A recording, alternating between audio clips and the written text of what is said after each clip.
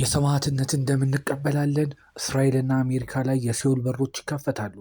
ኢራን ከባድ ማስጠንቀቂያ ሰጠች። የሰማዕትነትን ደም እንቀበላለን፣ የሲኦል በሮች ይከፈታሉ። ይህ ከኢራን የተሰማ ከባድ መግለጫ ነው። በክልሉ ከፍተኛ የጦር ግጭት ሲገኝ ቃላቶቹ የተለመዱ ዲፕሎማሲያዊ ንግግሮች አይደሉም። እንግዲህ ይህ መግለጫ ምን ማለት ነው? ጦርነቱስ ወዴት እያመራ ነው? መግለጫው ከየት መጣ?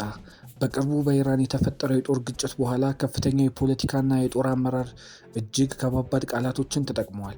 መግለጫው በተለይም እስራኤልና አሜሪካ ላይ የተያያዘ ቀጣይ እርምጃ እንደሚኖር የሚያመላክትለት ሲሆን፣ ሰማዕትነት ተብለው የተጠሩት በግጭቱ የተገደሉ የኢራን የጦር ኃይሎች እንደሆኑም ይገመታል። መሬት ላይ ያለው እውነትን ስንመለከት በኢራንና በእስራኤል መካከል የአየር ጥቃቶች ቀጥለዋል። አሜሪካ በክልሉ ያሉ ጦር መሰረቶቿን እያጠናከረች ትገኛለች።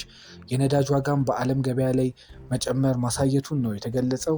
ተንታኞች ይህን ንግግር የስነ ልቦና ጦርነት ክፍል ይሉታል። ነገር ግን እውነተኛ የሚሆን ምላሽ እንደሚመጣም ይጠበቃል ማለት ነው። በዚህ ጉዳይ ላይ ዓለም አቀፍ ምላሽም ተሰጥቶበታል። በአውሮፓ ሀገሮች ግጭቱ እንዳይስፋፋ ጥሪ መቅረቡን ነው የተገለጸው። ቱርክና ሌሎች ክልላዊ ኃይሎች በዲፕሎማሲ ችግሩን ለመፍታት እየተንቀሳቀሱ እንዳለ ነው የተዘገበው። የዓለም ገበያ እጅግ እየተናወጠ ያለበት ሁኔታ ነው ከዕለት ተዕለት እየተስፋፋ የመጣው። ይህ ወዴት ያመራናል የሚለውን ስንመለከት ቀጣይ ከባድ ጥቃት ሊፈጸም ይችላል የሚሉ ስጋቶች እያየሉ መጥተዋል። ወይስ የፖለቲካ ግፊት ብቻ ነው? ወይስ ክልሉ ወደ ሰፊ ጦርነት ይገባል? ብዙ ባለሙያዎች ሁኔታው ከፍ እያለ መሄዱን ያስጠነቅቃሉ። እስካሁን ከተነገሩት ንግግሮች የተሰማው ከፍተኛ ንግግር ነው። ግን ቃላት ወደ ተግባር ይቀየራሉ? ክልሉስ ወደ ሶስተኛው ዓለም ጦርነት ይገባል ወይስ በዲፕሎማሲ ይሸነፋል? እርሶስ ምን ይመስላችኋል? አስተያየታችሁን ከታች ጻፉልን። ሞት ለአሜሪካ ያሉት አሁን ከአሜሪካ ሞትን ተቀብለዋል። የአሜሪካ መከላከያ ሚኒስቴር ከባድ መግለጫ። ሞት ለአሜሪካና ሞት ለእስራኤል እያሉ የነበሩ አገዛዞች አሁን ከኛ ራሳቸው የሞትን ምላሽ ተቀብለዋል። ይህ ከዩናይትድ ስቴትስ ዲፓርትመንት ኦፍ ዲፌንስ የተሰማ ከፍተኛ መግለጫ ነው። ከክልሉ ከፍተኛ የጦርነት ግጭት ላይ ሲገኝ የቃላት ጦርነቱም እጅግ ከፍተኛ ደረጃ ላይ ደርሷል። ክልሉ በከፍተኛ የጦርነት ግጭት ላይ ሲገኝ የቃላት ጦርነቱም እጅግ ከፍተኛ ደረጃ ላይ ደርሷል። የአሜሪካ መከላከያ ሚኒስቴር በቅርቡ በሰጡት መግለጫ ከኢራንና ከክልሉ የተያያዙ ቡድኖች የሚወጡ ማስፈራሪያ ንግግሮች ከባድ ምላሽ ሰጥተዋል። እንደ መግለጫው ከሆነ አሜሪካ በክልሉ ያሉ የጦር መሰረቶቿን እያጠናከረች ነው። ማንኛውም ጥቃት በቀጣይ የበለጠ ከባድ ምላሽ ሊያስከትል ይችላል ብለዋል። ኢራን በዱባይ ያለውን የአሜሪካ ቆንጽላ በድሮን መታለች። ክልሉ ወደ አደገኛ ደረጃ ገብቷል። ዛሬ በመካከለኛው ምስራቅ የተሰማው ዜና ክልሉን አናውጦታል። በተባበሩት አረብ ኤምሬትስ ውስጥ በዱባይ የሚገኘው የአሜሪካ ቆንጽላ ጽሕፈት ቤት በድሮን ጥቃት ተመቷል። ጥቃቱ በኢራን እንደተፈጸመ መረጃዎች ያሳያሉ። እንግዲህ ምን ተፈጠረ?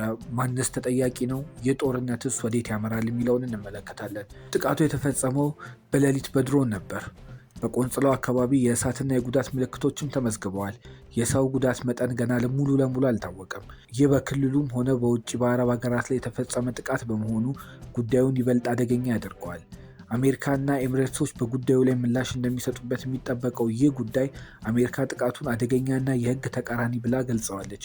ኤምሬትስ የደህንነት ኃይሎቿን ከፍ ያለ እንቅስቃሴ ላይ እንዲሆኑ አዛለች። በክልሉ ያሉ የአሜሪካ መሰረቶች ከፍተኛ ሁኔታ ንቁ ሆነው እንዲጠብቁም ትዕዛዝ ተላልፏል። ጦርነቱ ከኢራንና ከእስራኤል ውጭ ወደ አረብ ሀገራት እየተስፋፋ መሆኑን የሚያሳይለት ይህ ድርጊት አሜሪካ ቀጣይ ምላሽ ትሰጥበታለች ተብሎ ይጠበቃል። ይህ በዓለም የነዳጅ ገበያ ላይም ሰፊ ተጽዕኖ ያሳድራል ተብሎ ይጠበቃል። ተንታኞች ይህንን ክልሉ ወደ ሰፊ ጦርነት ለመግባት ምልክት ላይ እንዳለ ያሳያል ያሉትን ይህ ጉዳይ ኢራን ፈጽመዋለች ተብሎ ይጠበቃል። ሕጋዊና ዲፕሎማሲያዊ ተጽዕኖችንም ይዞ ይመጣል የተባለለት ይህ ጉዳይ በሌላ ሀገር ውስጥ ያለ ዲፕሎማቲክ ተቋም ላይ ጥቃትን መፈጸም የዓለምን ሕግ መቃወም ነው ብለውታል። ይህ ጉዳይ ወደ ዓለም አቀፍ ውይይት ሊገባ ይችላል። የአረብ ሀገራት ውስጥ አቋም ምን ይሆናል የሚለው በቀጣይ ይጠበቃል። ኢኮኖሚያዊ ተጽዕኖ ግን እጅግ ከፍ ያለ ሆኖ እንደሚያልፍ ነው የተገለጸው። የነዳጅ ዋጋ እንደገና ሊጨምር ይችላል። የዓለም ገበያ ተናውጧል። ይህ በኢትዮጵያ የነዳጅ ዋጋ ላይም ቀጥተኛ ተጽዕኖ ሊኖረው የሚችል ክስተት ሆኖ ነው ያለፈው። ዛሬ የተሰማው የድሮን ጥቃት በዱባይ ያለው የአሜሪካ ቆንጽላ ጽሕፈት ቤት መመታቱ የክልሉ ጥቃት ከፍተኛ ደረጃ ላይ መድረሱን የሚያሳይ ሆኖ አልፏል ማለት ነው።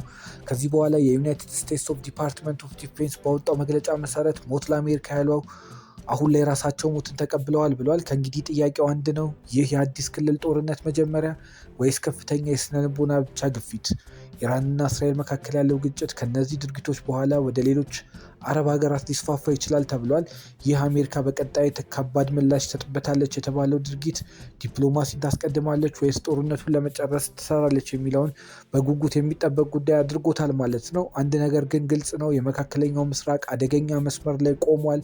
ቃላቶች ከባድ ሲሆኑ የሚከተለው ተግባር አደገኛ ይሆናል ማለት ነው። ዓለም አንድ ብርጭቆ ላይ ቆማለች። አንድ እርምጃ ብቻ ክልሉን ሙሉ ለሙሉ ሊቀይረው ይችላል። እርሶስ ምን ይመስላችኋል? ይህ ወደ ሰፊ ጦርነት ያመራል ወይስ የመጨረሻ ማስጠንቀቂያ ብቻ ነው? አስተያየቶቻችሁን ከታች አጋሩን። እውነተኛ ዜናና ጥልቅ ትንታኔ ለማግኘት አርኪቲዩብን ይከታተሉ።